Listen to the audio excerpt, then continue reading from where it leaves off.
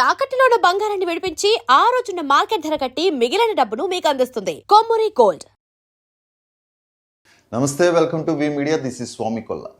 ప్రస్తుతం ఆంధ్రప్రదేశ్ రాష్ట్రంలో ఒక పేరు ప్రముఖంగా వినిపిస్తుంది. అలా అని చెప్పి ఆయన ముఖ్యమంత్రి నారా చంద్రబాబు నాయుడు గారు కాదు, అలాగే ఉప ముఖ్యమంత్రి పవన్ కళ్యాణ్ పేరు కాదు, అలాగే వైసీపీ అధినాయకుడు జగన్మోహన్ రెడ్డి పేరు కూడా కాదు. అతనికి రాజకీయాలే తెలీదు. అలాంటి చిన్న పిల్లాడి పేరు ఇప్పుడు తెలుగు రాష్ట్రాల్లో వివాదం అవుతుంది. ముఖ్యంగా ఆంధ్రప్రదేశ్లో గోదావరి నదీ తీరాన ఆ పేరు ప్రముఖంగా వినిపిస్తుంది. అతను ఎవరో కాదు, నారా చంద్రబాబు నాయుడు మనవడు నారా లోకేష్ కుమారుడు దేవాంష్. ఎందుకు ఈరోజు ఇంత వివాదం అవుతుందంటే 2027 గోదావరి పుష్కరాలు వస్తున్నాయి. ఆ పుష్కరాలకు సంబంధించి ఘాట్లకు సంబంధించిన ఏర్పాట్లన్నీ కార్యక్రమాలన్నీ జరుగుతున్నాయి. దీనికి సంబంధించి డిప్యూటీ సీఎం పవన్ కళ్యాణ్ రాజమండ్రిలో ఘాట్ల పరిశీలన, ఆడ జరుగుతున్న అభివృద్ధి పనులన్నింటినీ పరిశీలిస్తున్నారు, ఆయన ఫాలోఅప్ చేస్తున్నారు. ఇదే టైంలో తూర్పుగోదావరి జిల్లా సీతానగరం మండలం మునికూడలి పుష్కర్ ఘాట్ దగ్గర ఆ ఘాట్కి దేవాంష్ ఘాట్ అంటూ పేరు పెట్టడం ఇప్పుడు వివాదమైంది. నిజంగా కూటమి అధికారంలోకి వచ్చిన తర్వాత ఆయన పుష్కర్ ఘాట్లకి మనవడి పేరు పెట్టుకోవడం ఏంటి అంటూ కొంతమంది, అసలు రాజకీయాలే తెలియని చిన్న పిల్లాడి పేరు పెట్టి ఈరోజు రాజకీయంగా బయటికి తీసుకొచ్చి ఈ వివాదంలో ఆ పేరుని ఎందుకు అంత పబ్లిసిటీ చేసుకోవాల్సి వస్తుంది, ఎందుకు ఈ వివాదాలు విమర్శలు రావటం అనుకుంటూ కొంతమంది అనుకుంటారు. యాక్చువల్గా 2027 గోదావరి పుష్కరాలకి ఇంకా టైం ఉంది. నెక్స్ట్ 2027 జూలై నుంచి ఆగస్టు మధ్య గోదావరి పుష్కరాలు ప్రారంభమవుతాయి.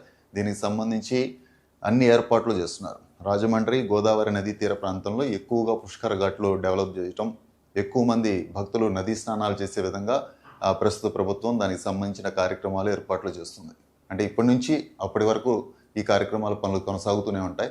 అయితే ఇక్కడ ఈ దేవాంష్ ఘాట్ని ₹1 కోటి బడ్జెట్తో ఇంకా ఆదర్శ ఘాట్గా డెవలప్ చేయమని ఉప ముఖ్యమంత్రి పవన్ కళ్యాణ్ అన్నారంటూ స్థానిక ఎమ్మెల్యే అన్నారు.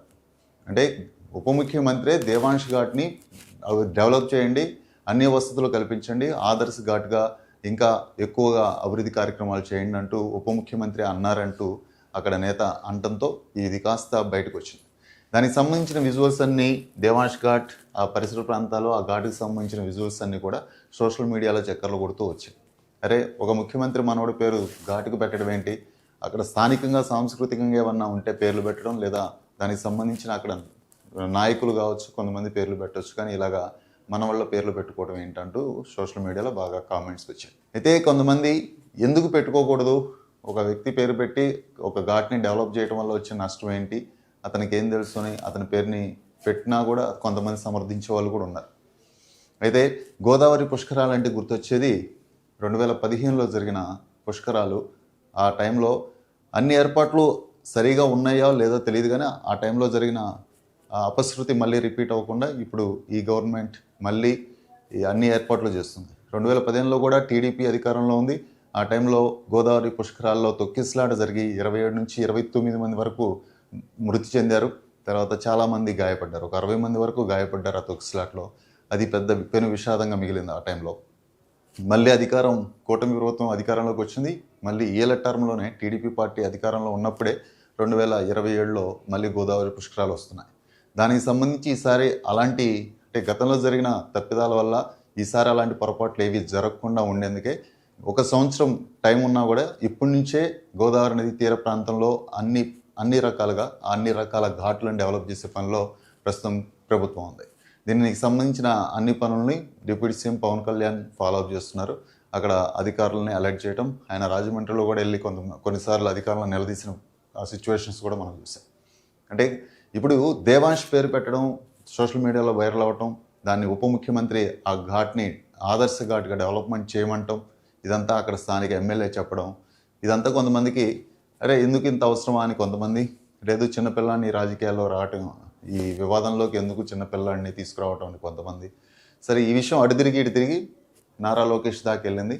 నారా లోకేష్ ఆయనకు తెలిసి చాలా అసంతృప్తి వ్యక్తం చేశాడంట. ఘాట్లకి తన కుమారుడి పేరు పెట్టడం ఏంటంటూ కొంచెం అసహనం వ్యక్తం చేస్తూ, అలాగే పుష్కర ఘాట్లో ఏ ఒక్క ఘాటు కూడా అలాంటి పేరు దేవాంశది కాదు, మా కుటుంబ సభ్యుల పేర్లు ఎవరికి పెట్టొద్దంటూ ఆయన చెప్పారని, దానికి సంబంధించిన ఏర్పాట్లు కూడా అధికారులు చేస్తున్నారంట. దానికి సంబంధించి ఇప్పుడు దేవాంష్ గారి పేరు కూడా తీసేసి పనిలో అధికారులు ఉన్నారంట.